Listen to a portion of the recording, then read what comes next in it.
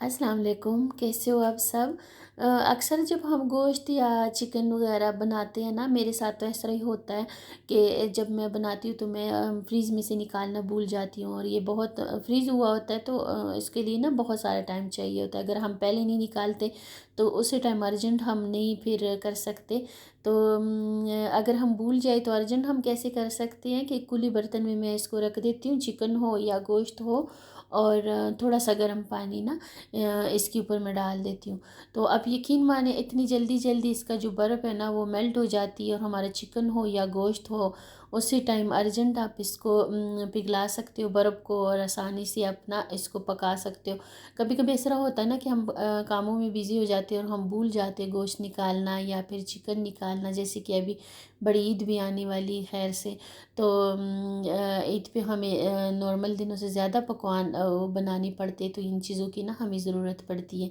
तो गर्म पानी डालते सारी अब देखते देखते आपका जो चिकन है और बर्फ़ जो है वो मेल्ट हो जाती है, और आपका चिकन बिल्कुल डिफ्रोज़ हो जाता है। और ये चिकन हो या गोश्त हो तो आप अर्जेंटली इसको करके तो बना सकते हो।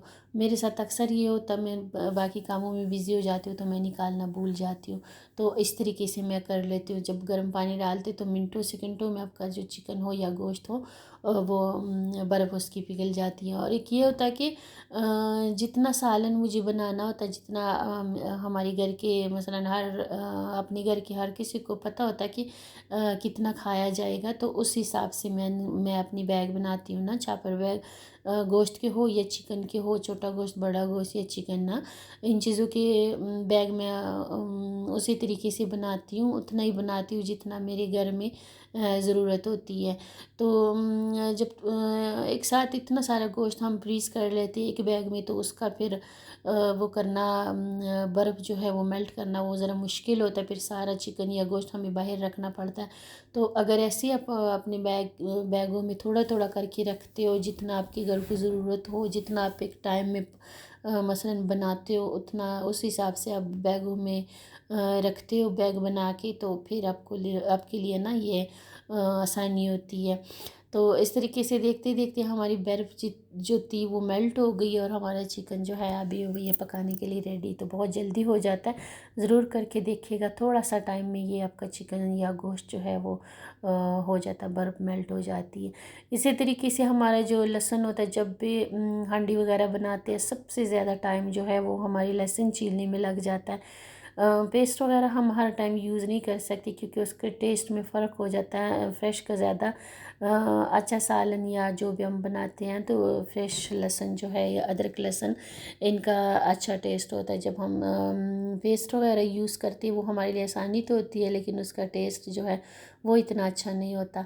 तो मैं हमेशा फ़्रेश यूज़ करती हूँ, लेकिन ये कि जैसे कि अभी गर्मी है, बहुत ज़्यादा मुश्किल होती है इसके लिए खड़े होना और इसको छीलना। मैं तो देसी लहसुन यूज़ नहीं करती, कई घरों में देसी लहसुन यूज़ होता तो वो बहुत ज़्यादा मुश्किल होता है। तो उसके साथ मैं क्या करती हूँ कि ऐसे इसको अलग अलग करके ना लहसुन को, और फिर जो है ना इसको भी मैं एक खुले बर्तन में डाल देती हूँ, और साथ में थोड़ा सा गर्म पानी इसके ऊपर डाल दूँगी। तो इससे ये होता है कि 2-3 मिनट मैं इसको गर्म पानी में डिप करके रखूँगी, और जब तक मैं दूसरे काम अपने करूँगी तो तब तक ये जो है ना लहसुन हमारा नरम हो जाएगा। तो जल्दी जल्दी छिलेगा और मेरा जो है इतना टाइम भी ज़ाया नहीं होगा। और अक्सर हमारी नाखून वगैरह भी इससे ना ज़ख्मी हो जाते करते करते। तो ये ना बहुत मुश्किल मेरे लिए रहता है। सबसे मुश्किल काम जो किचन में होता है ना मेरे लिए लहसुन छीलना होता है। तो 3-4 मिनट में गर्म पानी में डिप करके रख देती हूँ, और फिर बहुत आसानी से इसका जो छिलका है ना वो नरम हो जाता है, और बहुत आसानी से हमारा लहसुन जो है वो छिल जाता है। तो टाइम भी कम लगता है, और जैसे कि अभी गर्मी है हमें ज़्यादा टाइम किचन में खड़ा भी नहीं होना पड़ता, और हमारी लहसुन जो है वो बहुत जल्दी जल्दी छिल जाती है। हर रोज़ ये चीज़ें हमें चाहिए होती किचन में, क्योंकि हर रोज़ हमने सालन चावल ये चीज़ें बनानी होती, तो उसके लिए फ़्रेश हमें हर रोज़ चाहिए होती। पेस्ट जब हम यूज़ करते हैं उसका इतना मज़े का टेस्ट नहीं होता। आसानी तो होती है, जो जो जॉब करती है उन लेडीज़ के लिए तो वो ज़रूरी है, वो उनके लिए आसान नहीं होती है। लेकिन जो जैसे कि हमारी तरह जो घर में रहते हैं, हाउस वाइफ होती है, उनके लिए पेस्ट बना के रखना वो मसलन ज़रूरी नहीं है। वो तो फ्रेश फ्रेश चीज़ें यूज़ करती है और इस तरीके से हमारा सालन चावल जो भी बनाते हो मज़े का भी बनता है। तो गर्म पानी में रखने से 2-3 मिनट मैंने रखा और बहुत जल्दी जल्दी हमारा लहसुन जो है वो छील जाता है। इसी तरह जो हमारी प्याज होती है ये भी जब हम काटते हैं ना, एक तो पूरी गर्मी स्मेल फैल जाती है, दूसरा ये कि हमारी आंखों में पड़ रही होती है, बहुत ज़्यादा तकलीफ़ होती है। गर्मियों की प्याज तो बहुत ज़्यादा आंखों में पड़ती है, तो उसके साथ मैं क्या करती हूँ, साथ ही मैं ठंडा पानी ले लेती हूँ किसी बर्तन में और काटते सारी मैं अपने प्याज जो है वो पानी में रख देती हूँ। तो इससे ये होता है कि एक अपने आपकी आंखों में नहीं पड़ती जब ठंडे पानी में आप रखते हो। दूसरा ये कि बाहर जो गर्मी पूरी गर्मी स्मेल फैलती वो नहीं होता।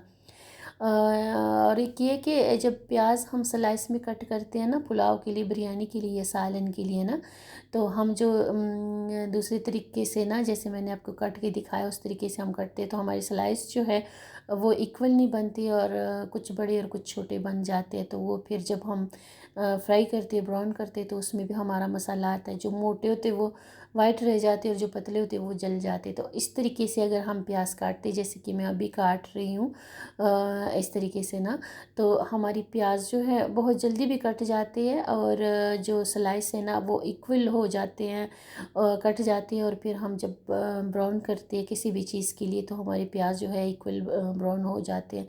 तो कुछ जली और कुछ वाइट इस तरह नज़र नहीं आते। तो इस तरीके से आप काट के देखिएगा जिस तरीके से मैं काट रही हूँ। पहले मैंने दूसरे तरीके से 1-2 स्लाइस काट के दिखाई आपको, शायद आपको समझ आई होगी कि मैं क्या कह रही हूँ। तो वो ना उस तरीके से ना कुछ बड़ी कुछ छोटी कट जाती है। और इस तरीके से जब आप काटते हो प्याज का जो साइड है वो दूसरी तरफ करके, जैसे जैसे इस तरीके से ना प्याज का साइड दूसरी तरफ करके और आप जब काटते हो तो आपकी प्याज जल्दी भी कट जाती है और आपके स्लाइस जो है बिल्कुल इक्वल होते हैं। आप सलाद के लिए काटते हो या फिर सालन के लिए या फिर बिरयानी या फिर पुलाव के लिए, आपके प्याज जो है बिल्कुल बारीक स्लाइस में कट जाती है और बिल्कुल ही इक्वल होती है, कोई मोटा पतला नहीं होता उसमें। तो इस तरीके से जो है आप ज़रूर काट के देखिएगा, जल्दी भी कट जाती है प्याज और इक्वल कट जाती है। और आप जब इसको कट के यूज़ करोगी तो आपको फिर मसलन पता चलेगा। शायद मेरे बताने में आपको इतना समझ ना आ रही हो कि मैं क्या समझाना चाह रही हूँ, लेकिन जब आप यूज़ करोगे तो आपको पता चलेगा। बहुत अच्छे से हमारी प्याज बारीक बारीक सी कट जाती है इक्वल साइज़ में। तो हम सलाद में भी यूज़ कर सकते हैं और हम इसको जब सालन वगैरह चावलों में यूज़ करते हैं तो उसमें भी हमारे लिए आसानी होती है, जल्दी ब्राउन हो जाती है और इक्वल ब्राउन हो जाते हैं। इस तरीके से हमारी प्याज बहुत अच्छे से कट जाती है और स्मेल भी नहीं आती पूरे घर में और हमारी आंखों में भी नहीं पड़ती जब हम ठंडे पानी में इसको कट करते हैं। और अच्छे से मल मल के धो के फिर वापस जब हम निकालते हैं, कितना टाइम भी ये किचन में पड़े हो ये आपकी आंखों में नहीं पड़ेंगे, ना इसकी स्मेल बाहर जाएगी। तो इस तरीके से आप ज़रूर करके देखिएगा। ये जो चीज़ें होती है ये हमारा रोज़ का काम होता है, हमें रोज़ करना पड़ता है, लेकिन थोड़ा सा जब हम अपने लिए आसानी पैदा करते हैं तो हमारे लिए बेहतरी होती है। दूसरी तरफ ये हमारे टमाटर होते जब एक साथ हम ले आते हैं, जैसे कि मेरे घर में भी आई थी 4-5 किलो इकट्ठे, तो उसमें मैंने सही सही टमाटर निकाल के ना जो बिल्कुल साफ़ सुथरे थे, जो कोई भी दाग नहीं था, उसको मैंने अच्छे से धो लिया और उसको मैंने फ्रीज़ कर लिया। कुछ मैं कट के भी वो करती हूँ, फ्रीज़ करती हूँ और कुछ मैं ऐसे साबित भी रखती हूँ जो बिल्कुल सही टमाटर होते हैं ना, जिसमें कोई दाग वगैरह नहीं होता, जो मुझे पता होता है कि ये अंदर तक सही होगा, कोई इसमें कीड़ा वगैरह नहीं होगा, तो उसको मैं ऐसे साबित फ्रीज़ कर लेती हूँ अच्छे से धो के और फिर उसको मैं फ्रीज़ कर लेती हूँ। तो इससे ये होता है कि हमारे कितने भी टमाटर हो ना वो ख़राब नहीं होते और हम बहुत टाइम इसको यूज़ कर लेते हैं, वरना टमाटर बहुत जल्दी ख़राब हो जाती है, ऊपर वाला जो वैसा होता है वो काला काला सा हो जाता है।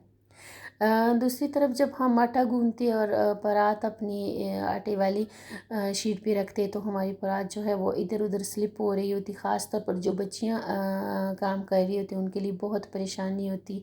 टक टक की भी आवाज़ आ रही होती, नीचे जो काउंटर टॉप है वो भी ख़राब हो रहा होता है और हमारा आटा जो है वो सही से गूंद भी नहीं रहा होता। तो उसके नीचे मैं कपड़ा ले लेती हूँ, कोई भी कपड़े का पीस, उसको थोड़ा सा गीला करके और नीचे परात के बिछा देती हूँ। कपड़ा आपका रेशमी नहीं होना चाहिए, सुतरी कपड़ा होना चाहिए। और फिर आपका कपड़ा जो है वो स्लिप नहीं होता और आपकी परात जो है वो भी अच्छी सी एक जगह पे रहती है। और आप जब आटा गूंथते हो तो आपके लिए आसानी होती है, जल्दी भी गूंथ जाता है और आपका टाइम भी नहीं लगता और आपको आवाज़ आ रही नहीं होती जो टक टक टक टक की आवाज़ आ रही होती। परात आपकी स्लिप हो रही होती, बच्चियों के लिए ख़ास तौर पर बहुत ज़्यादा परेशानी होती। तो इस तरीके से आपका आटा जल्दी भी गूंथ जाता है और आपका जो है आसानी से भी वो हो